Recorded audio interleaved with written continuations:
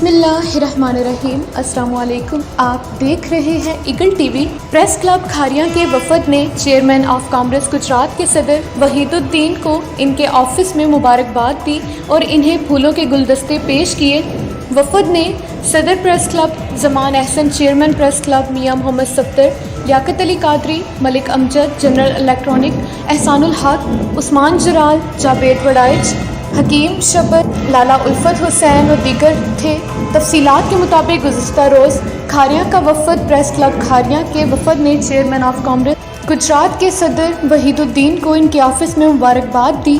اس موقع پر چیمبر کے سیکرٹری اور صدر نے چودھری وحید الدین نے باہر آ کر وفد کو ویلکم کیا اور اپنے آفس ساتھ لے کر پہنچے۔ وفد نے انہیں پھولوں کے گلدستے پیش کیے۔ اس موقع پر چیمبر کی اور بزنس پر تبادلہ خیال کیا گیا اور صدر وحید الدین نے وفد کو لنچ پارٹی دی۔